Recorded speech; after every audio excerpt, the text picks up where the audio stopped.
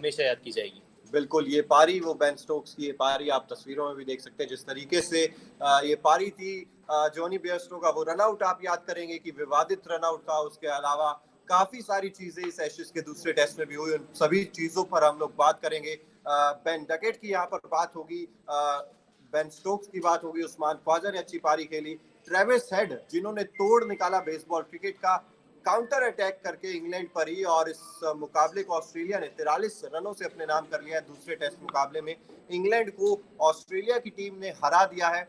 और सबसे पहले देखिए हम आपको एक एक करके पारियां भी दिखाएंगे, जिस तरीके की पारियां इस पूरे टेस्ट मैच में जो बड़ी पारियां थी उनकी बारे में अगर हम बात करें तो स्टीव स्मिथ, ये शतक पहली पारी में स्टीव स्मिथ के बल्ले से देखने को मिला था। 110 रन उन्होंने बनाए थे 184 गेंदों का सामना करते हुए। जो नींव कहते हैं 400 से ऊपर रनों की, वो स्टीव स्मिथ ने रख दी। ये तो कमाल की फॉर्म में है। पहले टेस्ट मैच की बात कर लीजिए, WTC फाइनल, वो तो इंडियन फैंस कभी नहीं भूलने वाले जो उन्होंने शतकीय पारी खेली थी। इस मैच की पहली पारी ऑस्ट्रेलिया की पूरी स्टीव स्मिथ की, उसमें बड़ा एंकर रोल उन्होंने प्ले किया। 110 रन की पारी खेली, 32वां उनका टेस्ट शतक, 9000 टेस्ट रन पूरे किए, फास्टेस्ट जो कि किसी भी ऑस्ट्रेलियाई खिलाड़ी का वर्ल्ड रिकॉर्ड उन्होंने बनाया। दूसरी पारी में भी अच्छी बल्लेबाजी की उस्मान ख्वाजा, पहले मैच में मैन ऑफ द मैच थे, उनका कंट्रीब्यूशन भी याद किया जाएगा। और जो रोल खासतौर पे चौथी पारी में पेसर्स ने दिखाया, मिचेल स्टार्क ने जिस तरह की गेंदबाजी की, अटैकिंग बॉलिंग कर रहे थे कल चौथे दिन के अंतिम सेशन में, और उसके बाद बेन स्टोक्स के आउट होने के बाद तो इंग्लैंड की टीम पर चढ़ गई थी ऑस्ट्रेलियाई टीम। मतलब कोई मौका ही नहीं दिया कि आपको एक पार्टनरशिप बनाने का भी मौका नहीं मिला था। बिल्कुल, और देखिए बेन डकेट की ये पारियां आपको याद आएंगी, दोनों ही चाहे इनिंग्स की बात करें, पहली इनिंग्स में 98 रन उन्होंने बनाए थे, शानदार फॉर्म में चल रहे हैं, और दूसरी पारी की अगर बात करें तो 83 रनों की पारी खेली थी। लेकिन अकेले पड़ जाते हैं जब खिलाड़ी, तब मुश्किल आती है। आपको इस तरीके की पारियां आप याद करते हैं, लेकिन जब आप जीत दिलाने में कामयाब नहीं होते तो फिर ऐसी पारियां पीछे छिप जाती हैं, लेकिन इनकी भी तारीफ होनी चाहिए। पीछे छिप जाती है, और खासतौर पे इनकी तारीफ इसलिए भी होनी चाहिए, कल एक अनफॉर्चुनेटली इनको एक जीवन दान मिला था। मतलब ऑस्ट्रेलियन टीम के लिए बड़ा अनफॉर्चुनेट हो गया था, आउट हो गए थे, फिर वापस देखा गया रिप्ले में कि वो कैच मिचेल स्टार्क ने वो टप्पा खा के, जैसे शुभमन गिल के साथ हमारा देखने को मिला था। वो सवाल उठाया भी गया था कि शुभमन गिल आउट तो बेन डकेट आउट क्यों नहीं? बेन डकेट आउट क्यों नहीं? खैर बेन डकेट नॉट आउट रहे, उसका फायदा भी उन्होंने उठाया। 83 रनों की पारी खेली और शतक बनाया, शतक नहीं बना पाए। बेन स्टोक्स के साथ उनकी जो साझेदारी थी, 198 बॉल में 132 रनों की साझेदारी निभाई इन दोनों ने, और कहीं ना कहीं ऑस्ट्रेलिया को, इंग्लैंड को मैच में बना के रखा था इस जोड़ी ने। बिल्कुल, और देखिए यहाँ पर बात जिस बेसबॉल क्रिकेट की हम लोग कर रहे हैं, ट्रेविस हेड वो नाम है जिन्होंने 73 गेंदों में 77 रन की पारी खेली। पहली पारी में 100 से ज्यादा का स्ट्राइक रेट, 14 चौके इन्होंने लगा दिए थे, और जो काम इन्होंने इंडिया के खिलाफ किया था सेम वही काम इंग्लैंड के खिलाफ कर रहे हैं। ये लगातार ऐसे ही करते आ रहे हैं, टेस्ट क्रिकेट को वनडे क्रिकेट इन्होंने बना दिया, और ये अपनी दावेदारी भी पेश कर रहे हैं कि मैं टेस्ट क्रिकेट नहीं, मैं वनडे वर्ल्ड कप भी खेल सकता हूँ, मैं वनडे क्रिकेट भी खेल सकता हूँ, मैं वर्ल्ड कप खेलूंगा। ये ऑस्ट्रेलियाई चयनकर्ताओं को बार बार बता रहे हैं। WTC फाइनल में उनकी अटैकिंग पारी थी, शतक आया तो सिर्फ 88 या 90 गेंदों में उन्होंने अपना शतक पूरा कर लिया था।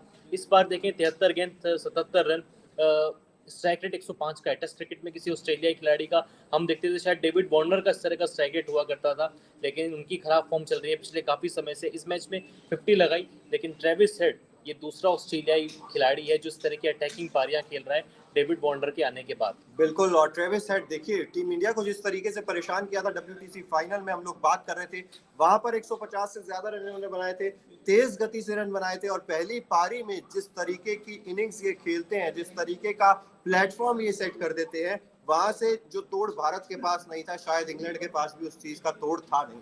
बिल्कुल नहीं था, और ऑस्ट्रेलियन टीम में अकेला ऐसा खिलाड़ी है ना जो इस तरह की अटैकिंग क्रिकेट खेल रहा है फिलहाल टेस्ट क्रिकेट में। आप अन्य बल्लेबाजों को देखिए, मार्नल लाबुशेन की हमेशा बात होती है कि दुनिया के नंबर 1 बल्लेबाज हैं, WTC में नहीं चले, पिछला मैच एजबेस्टन में खेला गया था वहाँ पे नहीं चले, लॉर्ड्स में उनका बल्ला खामोश रहा। उस बीच स्टीव स्मिथ की आप बात करें तो प्रॉपर टेस्ट क्रिकेट जो होता है, जैसे केन विलियमसन जिस तरह का क्रिकेट खेलते हैं, जो रूट जिस तरह का क्रिकेट खेलते हैं, कि स्टीव स्मिथ ने वही अप्रोच के साथ क्रिकेट खेला। अन्य बल्लेबाज थे, लेकिन एक ऐसा खिलाड़ी था ऑस्ट्रेलियाई खेमे में जो बेसबॉल के ही नियम से पीट रहा था। बिल्कुल, और उसी की बात हम लोग बार बार करते हैं, क्योंकि स्टीव स्मिथ देखिए किसी भी टीम में होते हैं उसमें एक प्लस पॉइंट आपके पास रहता है, एक एंकर की भूमिका, और साथ साथ गेम को किस तरीके से चलाना है, सिंगल डबल्स किस तरीके से लेने हैं, वो बखूबी करके दिखाते हैं। बात उस्मान ख्वाजा की इस पारी की भी होनी चाहिए। दूसरी पारी में 77 रन इन्होंने बनाया 187 गेंदों का सामना करते हुए। जो कहते हैं कि एक लीड को बड़ा बड़ा बड़ा करना था, उसमें उस्मान ख्वाजा का एक अहम योगदान था। कॉन्फिडेंस भी था क्योंकि एजबेस्टन में मैन ऑफ द मैच थे। पहली पारी में शतक था, दूसरी पारी में अशतक था, और इस मैच की भी दूसरी पारी में आप देखें 187 बॉल 77 रन, कितना टाइम उन्होंने विकेट पे स्पेंड किया है। और ऑस्ट्रेलिया 2-0 से इस टाइम आगे है। एशेज जीतने के बहुत करीब ऑस्ट्रेलिया खड़ा हुआ है, उसमें बड़ा रोल उस्मान ख्वाजा का जाता है। और अब बात अगर करें, देखिए बेन स्टोक्स की ये पारी, जितनी तारीफ आप इस पारी की करेंगे कम है। हालांकि इंग्लैंड की टीम हार गई, लेकिन जब तक बेन स्टोक्स खड़े थे तब तक कोई भी फैन ये नहीं मान रहा था कि इंग्लैंड इस मुकाबले को हार सकती है। और चिराग, आज ऑफिस आने के समय ही मैंने आपसे कहा था कि जब तक स्टोक्स खड़े हुए हैं तब तक इस मैच का रिजल्ट मैंने तो कहा था कि स्टोक्स है, लेकिन ऑस्ट्रेलिया ये मैच जीत कर लेके जाएगी। आपने कहा था, आप, हाँ बिल्कुल ऐसा हुआ भी, लेकिन जब तक स्टोक्स खड़े थे ऑस्ट्रेलिया ही पूरा खेमा चिंतित था, टेंशन उनके चेहरों पर साफ देखी जा रही थी। और ये पारी अपने आप में बहुत खास है। 214 गेंद, 155 रन, 9 छक्के। आप टेस्ट क्रिकेट में कहाँ देखते हैं? चौथी पारी में बल्लेबाजी करना बहुत कठिन हो जाता है, बहुत मुश्किल हो जाता है। ऐसे में आपने अटैकिंग क्रिकेट खेला, एक छोर से लगातार विकेट गिर रहे थे। आप बेन डकेट के विकेट के बाद देखिए कोई साझेदारी नहीं पनपी। उसके बाद स्टुअर्ट ब्रॉड, जो कि थोड़ी बहुत बल्लेबाजी कर लेते हैं, शतक भी उनके नाम पर दर्ज है, लेकिन आमतौर पर हम उनको एक बॉलिंग ऑलराउंडर के तौर पर ही कंसीडर करते हैं। 102 रनों की साझेदारी वहां पर हुई, और जब तक वो साझेदारी थी इंग्लैंड मैच में बना हुआ था। लेकिन जैसे ही बेन स्टोक्स आउट हुए, ताश के पत्तों की तरह वो पूरा टेल जो था वो बिखर गया। ब्रॉड के लिए टेस्ट क्रिकेट में तो शायद ये दिन उतना ज्यादा खास है नहीं। याद होगा आपको बुमराह का वो ओवर जिसमें 35 रन जसप्रीत बुमराह ने बनाए थे, और आज जीत दर्ज नहीं करवा पाए स्टुअर्ट ब्रॉड। इंग्लैंड के लिए टिके रहना था, लेकिन वही है ना कि एक तरफ से जब बेन स्टोक्स का विकेट गिर गया था, उसके बाद से फिर ऑस्ट्रेलिया ने कभी भी इंग्लैंड की टीम को वापस आने का मौका तक नहीं दिया, और ऑस्ट्रेलिया ने इस मुकाबले को 43 रनों से अपने नाम कर लिया है। तो क्या बेसबॉल क्रिकेट उल्टा पड़ता जा रहा है इंग्लैंड की टीम पर, कि आप पहली जो टेस्ट था उसमें हमने देखा कि आप पहले ही दिन डिक्लेयर कर देते हैं, उसके बाद वो जो रणनीति है वो आप पर बिल्कुल उल्टी पड़ जाती है। और इस मुकाबले में भी हम देखेंगे तो कहीं ना कहीं इंग्लैंड की टीम से जो स्ट्रेटेजिक मिस्टेक्स हो रही हैं वो कहीं ना कहीं भारी पड़ती हुई नजर आ रही है। नहीं चिराग, मुझे नहीं लगता कि मिस्टेक्स हो रही हैं। आप ये भी तो देखिए, किसी भी टीम के लिए पहले दिन आपके 8 विकेट गिर चुके हैं, 2 विकेट आपके हाथ में है, पूरे 5-4 दिन का खेल अभी भी बचा हुआ है। आप भी इतने लंबे टाइम से क्रिकेट कवर कर रहे हैं, मैं भी देख रहा हूँ।